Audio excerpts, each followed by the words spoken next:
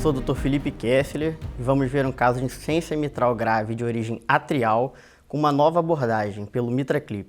Junto comigo, o professor Marcelo Montera, e a gente vai apresentar um caso realizado no Hospital Procardíaco, no Rio de Janeiro. Paciente, 80 anos, sexo feminino, com queixa principal de cansaço, tá? Mais ou menos há 7 dias vinha com uma piora progressiva do cansaço, uma perda de classe funcional, e procurou a emergência do hospital para fazer um atendimento e uma avaliação inicial. Na história patológica pregressa, ela já era uma coronariopata prévia, hipertensa, diabética, já tinha um grau de disfunção renal e uma insuficiência cardíaca com fração de ejeção preservada. Sabia-se que tinha já uma insuficiência mitral. Na avaliação inicial, a paciente não soube dizer a gravidade dessa insuficiência mitral e a gente foi explorando isso ao longo do atendimento. De medicação prévia, ela já tinha doses, uma terapia de insuficiência cardíaca otimizada, máxima tolerada para a paciente em questão, e foi feita a avaliação. No exame físico inicial, a paciente estava estável hemodinamicamente, tinha um sopro sistólico em foco aórtico e um sopro em foco mitral. Não tinha sinais claros de congestão na escuta pulmonar e tinha edema periférico. O laboratório, uma troponina menor do que 12 e uma PCR baixa. Os níveis hematimétricos estavam estáveis, não tinha nenhum distúrbio hidroeletrolítico evidente, uma gasometria dentro dos padrões da normalidade e um ProBNP elevado. O eletro de chegada da paciente mostrava uma fibrilação atrial, bloqueio de ramo direito, não é observado sinais claros de aumento cavitário. No raio-x da admissão, aumento importante da área cardíaca e sinais de congestão pulmonar. Aqui o ecocardiograma admissional, feito pela paciente na emergência, será comentado pelo chefe do setor de ecocardiograma, Dr. Arnaldo Rabichovski. Esse é o ecocardiograma transtorácico admissional. À esquerda a gente vê um corte transverso, que a gente evidencia a função sistólica contrátil e segmentar normal. No meio superior a gente vê um corte longitudinal, que a gente vê um nítido aumento do ato esquerdo, uma válvula mitral com pequena calcificação do anel mitral. E embaixo, no meio, a gente vê um corte apical 4 câmeras, em que a gente evidencia boa função dos ventrículos, um ato esquerdo moderadamente, é importante aumento. E à direita a gente vê o corte apical com uma insuficiência mitral importante e uma insuficiência tricúspide moderada. O que chama atenção nesse caso é que o mecanismo da insuficiência mitral nos parece ser atriogênica. Qual é a diferença da insuficiência mitral atriogênica e da insuficiência mitral por tethering, em que o ventrículo é o doente? Quando a insuficiência mitral funcional, é importante que a gente ressalte, ela é de origem ventricular, o ponto de coaptação da mitral fica dentro do ventrículo esquerdo, ao contrário da insuficiência das válvulas atrioventriculares, em que o problema está na dilatação do anel e o plano, então, de fechamento da válvula mitral está a nível do anel mitral. É interessante que as duas válvulas podem ser acometidas por esse mecanismo atriogênico. Não é incomum a gente ver a insuficiência tricúspide maior que a insuficiência mitral, uma vez que o anel da tricúspide ele é menos fibroso, tem um componente lipídico grande e ele é muito propenso a dilatar. A figura de baixo, no meio também, mostra que o aspecto é muito sugestivo de uma miocardiopatia restritiva, que os ventrículos estão normais e os átrios estão aumentados. Esses são os parâmetros obtidos por esse eco transtorácico que a gente vê. Um ato esquerdo aumentado de 57 milímetros e seu diâmetro anteroposterior, o volume do ato esquerdo bastante aumentado, de 75 ml por metro quadrado, lembrando que o volume do ato esquerdo é um parâmetro mais importante, mais fidedigno do que o diâmetro anteroposterior. Os diâmetros diastólico e sistólico normais, mostrando que um ventrículo esquerdo é tamanho normal. A gente observa um aumento da pressão sistólica na artéria pulmonar de 68 milímetros de mercúrio, o valor normal da pressão sistólica é de 30 milímetros de mercúrio, um TAPSE de 1,7, que demonstra uma boa função, esse é um parâmetro de função do ventrículo direito, uma relação E' de 19, que está aumentada, que é um parâmetro de enchimento do ventrículo esquerdo, uma fração de ejeção de 61%, que corresponde a uma função normal do ventrículo esquerdo, um ERO, que é o orifício regurgitante efetivo da válvula mitral, que acima de 0,4 denota uma insuficiência mitral de grau importante. Um volume regurgitante de 32, próximo ao volume regurgitante significativo, que seria acima de 40 a 60 ml, uma fração regurgitante de 62%. E na avaliação subjetiva a gente via que era uma insuficiência mitral realmente grave e se detectava turbulência até a veia pulmonar superior direita. O strain foi muito interessante, que sugeria um padrão tipo apical sparing. Esse padrão é muito sugestivo de amiloidose. O Arnaldo deu para a gente a visão do ecocardiografista da insuficiência mitral.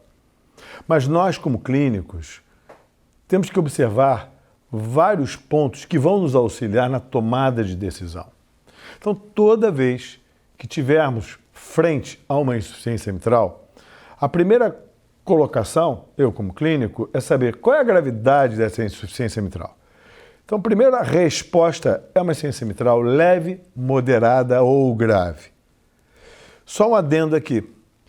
Lembra que, dependendo da causa, 50% das insuficiências mitrais ditas leves a moderadas, quando exercitados, o paciente, no eco, ela vira grave. Então, só para você não ficar um pouco, nossa, o paciente tem tanto sintoma, quando vou ao eco, vejo uma insuficiência mitral não tão significativa. Então, o primeiro ponto é isso, é a gente procurar no laudo essa resposta. Qual é a graduação dela? A segunda questão é óbvia, qual é a causa dela? E para aí nós temos uma insuficiência chamada insuficiência mitral primária ou secundária, e a secundária tem um outro termo que é chamada funcional. A primária, como o nome já diz, é uma doença estrutural da válvula. A secundária, ela decorre, seja de uma dilatação ventricular, por uma cardiomiopatia dilatada, seja ela por uma doença isquêmica, acometendo o músculo papilar, ou um processo infiltrativo, acometendo a estrutura valvar. Mas agora entra algo novo, isso que é o interessante nesse caso, e que nós vamos comentar em outro momento. O que temos de novo aqui, e que você com certeza já viu muito no seu consultório, que é a chamada insuficiência mitral de origem de atriopatia ou atriogênica. Quando nós estamos frente a essa situação, tipicamente, onde você vai ver isso? Aquele paciente que fibrila. Na fibrilação atrial, 7 a 10% dos doentes, por dilatação atrial crônica pela própria fibrilação, levando à dilatação do anel, tem insuficiência mitral. Na ICFEP, insuficiência cardíaca com fração de ejeção preservada, que varia de 30% a 55% dos doentes, porque a própria causa da ICFEP pode dar insuficiência mitral. Então, essa insuficiência mitral tem uma particularidade que a gente vai procurar no eco. É um ventrículo não preparado, é um ventrículo pequeno, que normalmente a IM prepara o ventrículo para receber aquele volume. Então é um átrio bem crescido, seja por FA, seja por atriopatia, levando à distensão do anel. Então quando a gente olha agora com a visão do clínico para o eco, primeiro, gravidade é primária ou secundária, e aqui no caso, como foi descrito pelo Arnaldo, de origem atrial. Não só isso. Qual é a causa dessa origem atrial? É só a FA? Ele me falou de um global strain alterado no ventrículo, heterogêneo, onde ele é normal na ponta e anormal no restante do ventrículo, chamado cereja do bolo. Isso sugere muita possibilidade de doença infiltrativa como amiloidose e que tem que ser investigado. E nós vamos proceder nessa linha de investigação. Outra etapa de avaliação, olha quanta informação o eco dá para você. Você não precisa ser cardiologista para isso. Eu vou atrás agora de eventos substitutivos ou agravantes da insuficiência mitral. E o primeiro deles, que essa doente tem, é a presença de hipertensão arterial pulmonar. Porque qual é a história da insuficiência mitral grave? Evolui com hipertensão pulmonar, disfunção direita, insuficiência tricúspide e insuficiência cardíaca congestiva abaixo do débito.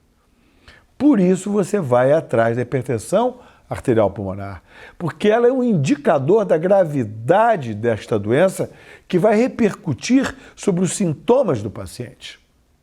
Qual é o outro fator? Nós já dissemos, é a própria fibrilação atrial, que pode não estar presente. Eu posso ter uma atriopatia por uma doença inflamatória ou infiltrativa que induziu a insuficiência mitral e a fibrilação atrial, mas a presença da FA em si dá gravidade. Então, quando nós analisamos isso, nós já analisamos o grau, primária ou secundária, se tem fator agravante associado ou não. O que mais a gente pode extrair do eco? Olha quanta coisa você clínico pode extrair do eco. O quanto que o meu paciente está congesto. E o Felipe mostrou isso claro para a gente na análise clínica, que o eco também dá essa informação através da análise cava, através da análise pesquisa da congestão pulmonar. Então, com esse conjunto de informações, você vai poder dizer, não, estou frente a uma insuficiência mitral grave, de origem secundária, onde o fator causal desta doente é uma atriopatia e que tem como fator agravante hipertensão arterial pulmonar e também insuficiência tricúspide e o ventrículo direito ainda está bom. Então, esses são os dados que você, como clínico, preste atenção aí no seu consultório, no seu doente com insuficiência cardíaca com fração de ejeção preservada, idoso ou jovem, ou com fibrilação atrial crônica que possa estar desenvolvendo insuficiência mitral no ecocardiograma de repouso e agravando no ecocardiograma de esforço. A paciente foi internada, foi feito um rastreio infeccioso para avaliar a descompensação da insuficiência cardíaca, o qual foi negativo, feito o controle da frequência cardíaca, inicialmente com beta-bloqueador venoso e manutenção de beta-bloqueador oral, mas sendo necessário início de amiodarona para controle da frequência. Foi acionado o protocolo de insuficiência cardíaca do hospital e feito ultrassom de tórax, que evidencia, como podemos ver na imagem, linhas beige, né, mostrando congestão pulmonar. Feito diurético venoso e vasodilatadores. Nesse momento, fizemos a avaliação completa da doença mitral. Era uma lesão primária ou secundária? A gravidade da insuficiência mitral, a etiologia, os sintomas manifestados pela paciente, fatores substitutivos e o perfil de risco. Utilizando do diagrama da última diretriz brasileira de valvulopatias, fizemos a análise dessa condição. Então, podíamos ver que a paciente apresentava um ERO de 0,60 cm², uma fração regurgitante de 68% e um volume regurgitante de 32 ml. A etiologia era a atriopatia, ela apresentava-se em classe funcional 3-4, tinha como fatores substitutivos agravantes uma fibrilação atrial, um volume atrial aumentado e um score de risco cirúrgico elevado. Diante de tudo isso, optou-se pela intervenção na doença mitral. Para avaliação complementar da insuficiência mitral, foi realizado um eco transesofágico, que o Dr. Arnaldo vai comentar. Esse é o ecocardiograma transesofágico tridimensional que nós optamos por realizar após a reunião do Heart Team Valvar. Nós observamos à esquerda uma insuficiência mitral típica de origem funcional, em que o jato regurgitante ele é amplo e ocorre em boa parte do ponto de coaptação dos folhetos mitrais. À direita, a gente vê uma imagem tridimensional, que é a visão que o cirurgião tem quando ele abre o átrio e ele se depara com a válvula mitral. E o interessante, reparem vocês, que a válvula mitral está num plano como se estivesse reto, como se ela tivesse perdido aquela característica típica de cela de montaria de cavalo, ela perde esse padrão em cela. Então, essa é uma outra característica da insuficiência mitral funcional. E embaixo a gente vê o jato da insuficiência mitral. Esse paciente, é óbvio, estava sob sedação. Durante a avaliação da insuficiência mitral, foi levantada a hipótese de amiloidose. Para poder fazer a avaliação desse diagnóstico, foi feita uma ressonância miocárdica que será comentada pelo Dr. Marcelo Montera. Dentro da linha de investigação da etiopatogenia, lá o ecocardiograma, o Arnaldo chamou a atenção da possibilidade de ter uma doença infiltrativa. Você, como clínico, quando tem que pensar nisso, chamado red flag, bandeira vermelha? Quando tem o red flag? É quando você tem átrios crescidos e ventrículo pequeno. Esse é o primeiro indicador. Claro que a fibrilação atrial crônica pode dar isso. Mas que veio primeiro, o ovo ou a galinha? A fibrilação atrial crônica pode ser secundária a uma doença amiloide. Então, a doença amiloide no paciente idoso, hoje, é uma obrigação do clínico ou do cardiologista pensar nisso. É o câncer hematológico do coração. Um exame que nos ajuda, mas não exclui, é a ressonância. Aqui foi solicitada uma ressonância magnética. Com qual objetivo? A substância amiloide ela infiltra o intertício. Então, quando você vai ver na chamada sequência T2 ou realce tardio, é quando o contraste injetado fica retido no músculo. E você vai conseguir ver isso muito bem na ressonância. Vários focos de localização de realce, infiltrando geralmente ou o mesocárdio ou transmural. Isso pode ser difuso, que é o mais comum, pode acometer o septo interatrial e a parede atrial, dando espessamento do átrio, atriopatia. Pode ter derrame pericárdico também. Outra coisa, a ressonância nos permite ter uma análise ideal da função e estrutura miocárdica, inclusive valvar, nos dando informações do grau de regurgitação mitral ou de comprometimento valvar aórtico e da sua mobilidade. Então, sem dúvida alguma, a ressonância é um importante instrumento. Aqui, ela não observou isso. Não há um realce positivo. Não há grande espessamento das paredes ventriculares ou do septo interatrial. Seriam dados indicativos de uma doença infiltrativa. Não há derrame pericárdico. Então, a doença amiloide aqui perdeu força, mas não afasta. Lembre-se disso. Como podemos ver neste quadro extraído da Diretriz Brasileira de Valvulopatia, o tratamento clínico medicamentoso tem como resultado a melhora dos sintomas. Não resolve efetivamente o problema da paciente, necessitando ainda de uma intervenção. Então, qual foi a nossa conclusão diagnóstica perante ao caso? Uma insuficiência mitral grave, de origem atriogênica, associada a uma fibrilação atrial e uma hipertensão pulmonar, numa paciente de alto risco cirúrgico. O Dr. Marcelo Monteira vai fazer uma avaliação completa do caso clínico até esse momento. Muito bem, então agora nós podemos ter uma visão chamada diagnóstico completo da insuficiência mitral. Porque a partir deste diagnóstico completo, e você vai achar isso na nova Diretriz Brasileira de Valvopatia, da Sociedade Brasileira de Cardiologia, onde você vai observar o quê? Primeiro, eu estou frente a uma insuficiência mitral grave. Segundo, ela é secundária, funcional, de origem atrial, atriogênica. Terceiro, ela tem comorbidades ou fatores agravantes. Eu tenho fibrilação atrial, eu tenho hipertensão arterial pulmonar. O ventrículo é normal, então é um problema focado na estrutura atrial, não na estrutura ventricular, como o Dr. Luiz Antônio Carvalho vai comentar e nos explicar muito bem sobre isso.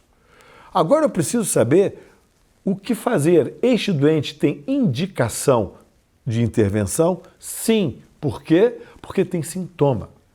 E tem hipertensão pulmonar e tem fibrilação atrial. O tratamento clínico não resolve. Então, de novo, pessoal, se o seu paciente tem sintoma, o evento substitutivo indicador de gravidade, como hipertensão pulmonar e fibrilação atrial, você tem que indicar a intervenção. E aí vem a questão, a intervenção estará relacionada ao tipo de agressão ou etiopatogenia. Aqui, a etiopatogenia, como vimos, é uma insuficiência mitral secundária funcional, de origem atrial. Ora, como podemos intervir nesta válvula? Não há estudos randomizados, controlados, para abordagem da insuficiência mitral funcional atrial. Isto é algo novo. O que temos a possibilidade, de acordo com o perfil de risco do paciente, indicar uma intervenção cirúrgica ou uma intervenção percutânea. Para isto, você tem que convocar o Heart Team de válvula. O que é o Heart Team de válvula?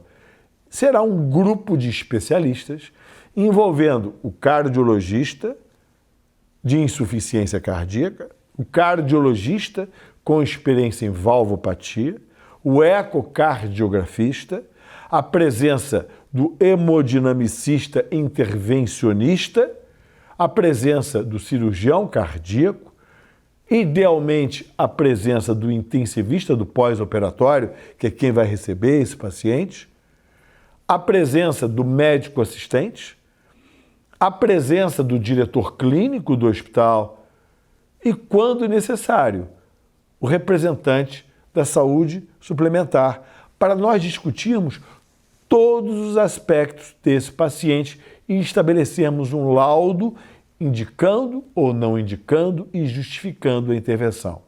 Isto é o chamado diagnóstico completo da insuficiência mitral, seja ela de origem primária, reumática, síndrome de Barlow, secundária, por dilatação ventricular, cardiomiopatia dilatada ou isquêmica, ou de origem atrial. Com isso, você tem segurança e vai poder oferecer o melhor para o seu paciente. O caso, devido à sua complexidade, foi levado ao Heart Team de válvula do hospital e nos deparamos com uma paciente com uma insuficiência mitral grave, com fibrilação atrial, hipertensão pulmonar, com scores de riscos elevados e que na avaliação subjetiva apresentava uma obesidade, uma redução da mobilidade que dificultariam o pós-operatório. Nesse contexto, a decisão do Heart Team de válvula foi pelo MitraClip. Temos o ecocardiograma transesofágico intraoperatório, que será comentado pelo Dr. Arnaldo Rabichovski, e o procedimento que será comentado pelo Dr. Luiz Antônio Carvalho. No caso dessa paciente, a tomada de decisão a partir de uma reunião de um Heart Team especializado é absolutamente crucial, porque hoje nós temos já evidências muito robustas para a utilização de um dispositivo como o MitraClip para o tratamento da insuficiência mitral dita funcional nos pacientes com essa insuficiência mitral de origem ventricular. Entretanto, para os pacientes com insuficiência mitral funcional atriogênica, nós ainda temos uma carência muito grande de dados na literatura. Então, é claro que a participação de um time de especialistas torna esse processo de decisão muito mais tranquilo do que a tomada individualizada de decisão. Essa é uma condição em que nós não temos dados sobre isso nos estudos que se basearam na disfunção ventricular, porque em todos os estudos nós tínhamos um critério de inclusão, que era um limite de fração de ejeção para o ventrículo esquerdo de 50%. E essa paciente tinha uma fração de ejeção em torno de 60%. Então ela está automaticamente excluída dos grandes estudos randomizados. Ao mesmo tempo, a avaliação pelo Heart Team demonstrou que essa paciente era uma paciente de alto risco cirúrgico e que necessitava da correção da sua insuficiência mitral. Então, a decisão final foi pela abordagem percutânea com um dispositivo que é o MitraClip. A partir do momento em que nós tomamos a decisão pela abordagem percutânea através do MitraClip, é óbvio que nós precisamos rever alguns conceitos do dispositivo em si. O MitraClip é um dispositivo recentemente desenvolvido, na verdade, a partir dos anos 2000, em que tem por finalidade produzir uma plastia da válvula mitral simulando a sutura de Alfieri, que é o que nós podemos observar no quadro à esquerda, no alto, em que nós unimos o folheto anterior e o folheto posterior da válvula mitral, determinando então uma abertura da válvula a partir desse momento em 2 orifícios e com isso pretendendo reduzir o volume de regurgitação para o átrio esquerdo. A figura do meio demonstra o dispositivo inteiro e a figura do canto à direita um foco exatamente na ponta que nós chamamos de clipe da válvula mitral e que vai exatamente unir o folheto anterior com o folheto posterior. Essa é uma situação em que, obviamente, para que nós possamos fazer isso, nós precisamos de algumas informações prévias, e essas informações nos são fornecidas pelo ecocardiograma. Fundamentalmente, independente da origem ventricular ou da origem atriogênica, nos importa o tamanho dos folhetos, sobretudo a largura do folheto posterior. Então, nós precisamos de uma dimensão mínima de largura do folheto posterior de 7 milímetros. Idealmente, maior do que 10 milímetros, mas a partir de 7 milímetros nós já conseguimos capturar esse folheto. Além disso, como o aparelho valvar mitral fica bastante deformado, nós precisamos que a profundidade do tethering ou do repuxamento desses folhetos não seja superior a 11 milímetros. E, idealmente, nós não devemos ter um afastamento ou um gap entre os folhetos maior do que 2 milímetros para que nós possamos realizar com segurança e previsibilidade a captura desses folhetos de forma que a gente consiga reproduzir o ponto de Alfieri e obviamente, reduzindo o orifício regurgitante. Esse é o conjunto de imagens durante o procedimento em que nós realmente conseguimos observar, primeiro, uma cavidade ventricular esquerda relativamente pequena, sobretudo quando comparada à cavidade atrial esquerda. Ao mesmo tempo, nós podemos observar uma válvula mitral que se torna um pouco mais plana quando a origem da disfunção dessa válvula é atrial. Mas, do ponto de vista prático, do ponto de vista do procedimento, não faz muita diferença para o intervencionista se a origem é atriogênica ou se a origem é ventricular. O importante é que o paciente tenha critérios anatômicos que permitam a captura desse folheto. Esse é o procedimento. A gente repara na figura à direita uma movimentação do clipe, lembrando aos senhores que o acesso ao átrio esquerdo é feito através de uma punção transeptal e todo o procedimento é feito habitualmente através da veia femoral direita. Uma vez que nós estamos no átrio esquerdo, nosso papel é apenas alinhar o clipe com o plano valvular mitral de forma que ele se torne absolutamente perpendicular ao orifício mitral. Avançamos então o clipe para a cavidade ventricular e capturamos esses folhetos, tentando reproduzir a figura da cirurgia de Alfieri. Nesse caso, isso foi relativamente simples e com um resultado muito bom com apenas um clipe. Na verdade, com alguma frequência, nós precisamos usar mais de um clipe. Em mais de 50% dos casos, na verdade, nós utilizamos 2 clipes, sobretudo nos casos de insuficiência mitral funcional. Mas nesse caso nós optamos pela utilização de apenas um clipe, porque após a captura dos folhetos, nós também já observamos um gradiente transvalvar mitral em torno de 5 milímetros de mercúrio, que é o limite tolerado para esse procedimento. Consideramos então a redução da insuficiência mitral que foi para abaixo de 2 cruzes, uma redução bastante expressiva, e definimos o procedimento como um procedimento bem sucedido. Lembrando a vocês, como vocês podem ver na figura da fluoroscopia, o eco transesofágico e o clipe posicionado ali no ventrículo esquerdo, o eco transesofágico são os olhos do hemodinamicista. Então a gente está vendo em cima, né, as imagens bidimensionais, em que a gente vê a demonstração da insuficiência mitral. Embaixo a gente vê aquela imagem que a gente já mostrou para vocês, a imagem cirúrgica, a visualização do folheto anterior, do folheto posterior. E à direita a gente está vendo a imagem após o implante de um clipe no central, entre A2 e P2, com 2 pequenos jatos de insuficiência residual, corroborando um excelente resultado, com uma insuficiência mitral residual muito pequena. 12 meses após, a paciente fez novo ecocardiograma que evidenciou a manutenção dos benefícios atingidos com o procedimento. Teremos comentários também do Dr. Arnaldo Rabichovski. Então, esse é o ecocardiograma transtorácico, 12 meses após o implante do MitraClip, a paciente com melhora significativa, como já foi dito. A gente observa na figura do meio, é uma figura bastante interessante que a gente vê os dois jatos diastólicos, que é o padrão que acontece quando você coloca um MitraClip, né? Ela passa a ter 2 orifícios e uma regurgitação mitral leve. Do ponto de vista clínico, né, a paciente ela apresentava internações frequentes, mantinha uma intolerância ao tratamento medicamentoso da IC, em classe funcional 3-4, e tinha parâmetros ecocardiográficos como um ERO de 0,55, uma fração regurgitante de 62%, um volume regurgitante de 32%, uma PSAP elevada.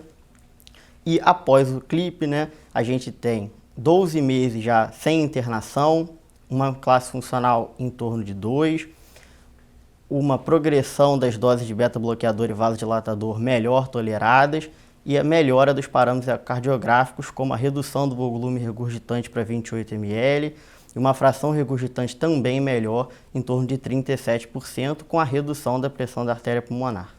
Portanto, a intervenção com MitraClip na insuficiência mitral atriogênica dessa paciente trouxe grande benefício clínico e regressão da insuficiência mitral. Então é muito claro agora para você que estamos frente a um problema que vinha sendo negligenciado por desconhecimento.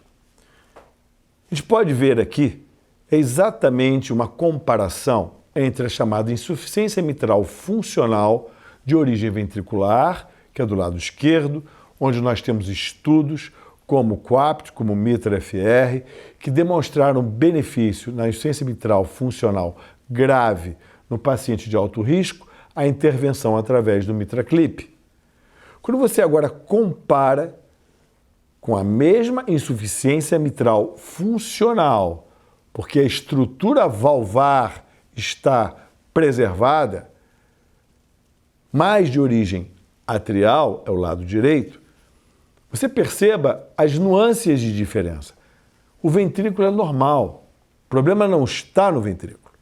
O problema está na estrutura do átrio, que promove a dilatação do anel. Lembra que o anel mitral é responsável por 40% do fechamento valvar mitral. É necessário essa plasticidade do anel. Qual paciente que você não tem no seu consultório com a famosa calcificação do anel posterior da mitral e que tem lá aquele sopro de insuficiência mitral? Quantos você não tem assim? Idosos que evoluem com fibrilação atrial, ventrículo pequeno, acaba cursando hipertensão pulmonar, você acha que aquela hipertensão pulmonar é uma hipodiastolia, mas deve ter uma doença pulmonar associada? Prestem atenção e verifiquem e quantifiquem a insuficiência mitral de origem atrial. O que vocês podem ver no último gráfico da direita são 2 principais mecanismos.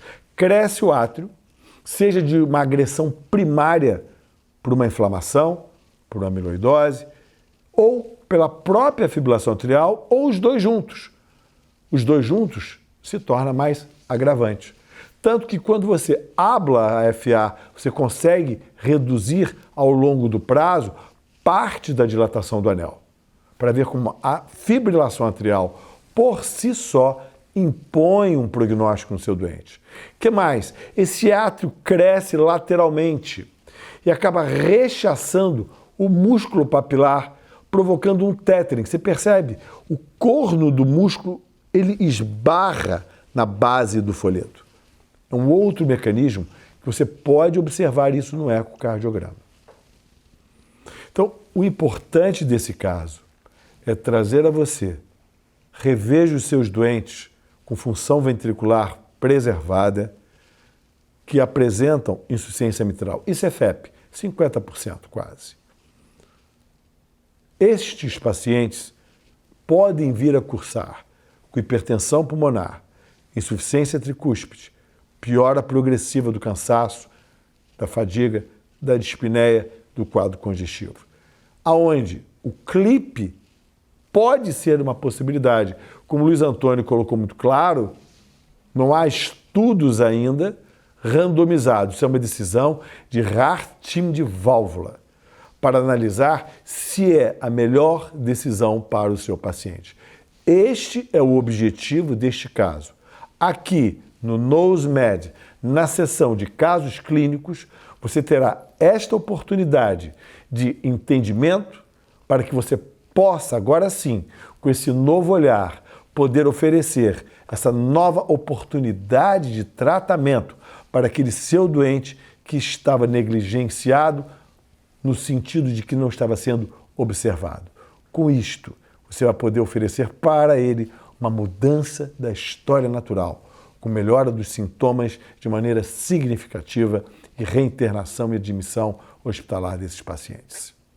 Muito obrigado por estarem aqui assistindo conosco este caso clínico e teremos vários outros casos nessa sessão Casos Clínicos da NOSMED para você.